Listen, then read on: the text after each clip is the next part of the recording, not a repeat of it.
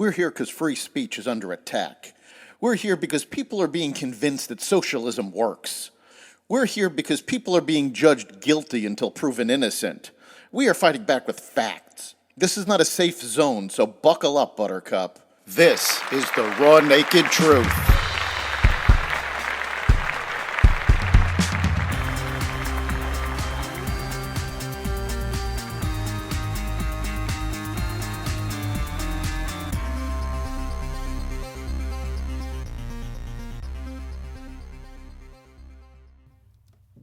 The battle for Speaker continues. Job numbers come out, Biden to finally visit the border, and more.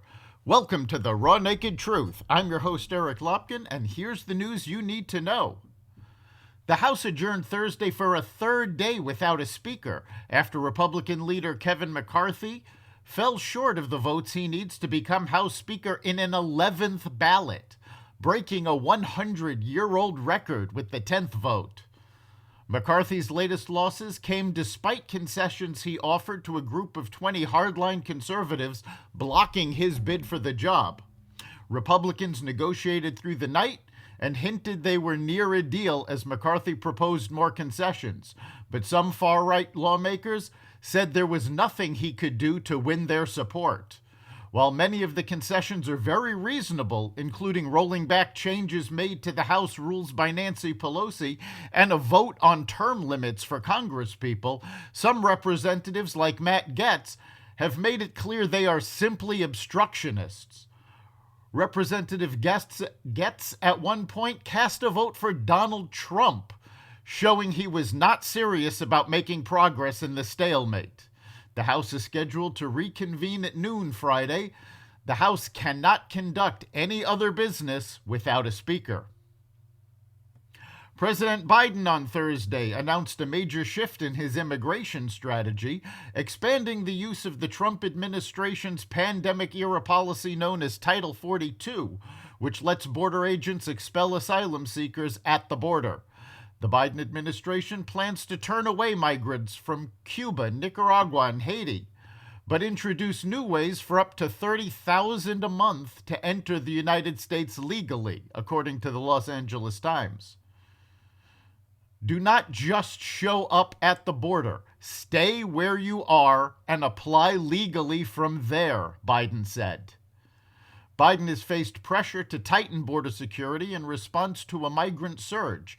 Democrats and human rights groups criticized his crackdown, saying it would add to border chaos. The South Carolina Supreme Court struck down the state's 6-week abortion ban on Thursday, ruling 3-2 that the law violated the state constitution's privacy protections. The decision to terminate a pregnancy rests upon the utmost personal and private considerations imaginable, the court said. Hours later, the Idaho Supreme Court upheld 3 state laws, including a near-total abortion ban and a Texas-style civil enforcement measure, Politico reported. Justice Robin Brody wrote in the majority opinion that abortion was treated as a crime when the state's constitution was written, so the document doesn't implicitly protect abortion as a fundamental right.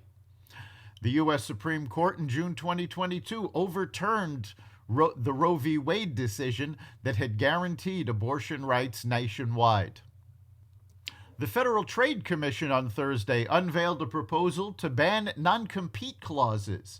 If the change is adopted, companies will no longer be able to impose contracts barring workers from leaving and taking jobs with rival companies or starting their own competing businesses. The FTC said non-compete clauses are exploitative and counter to the spirit of a 109-year-old law against unfair competition, according to the Wall Street Journal. Non-competes are basically locking up workers, which means they are not able to match with the best jobs, FTC Chair Lena Khan said. The move would be expected to face legal challenges from businesses that argue these clauses help them protect confidential company information, among other legitimate benefits. Most non-compete clauses fail to be decided in the favor of companies when they go to court. So banning them outright will not actually be a major deal. In fact, the main purpose of a non-compete clause is to scare the workers because they cannot afford the lawsuit against the company. In a further blow to cryptocurrency, crypto lender Genesis said Thursday it was laying off 30% of its workers, according to the Wall Street Journal. The company was also considering filing for bankruptcy protection. The layoffs left the company with 145 employees. The cuts came 2 months after Genesis froze withdrawals. A Genesis spokesperson told the Wall Street Journal the company and its advisors were seeking ways to preserve client assets and move the business forward.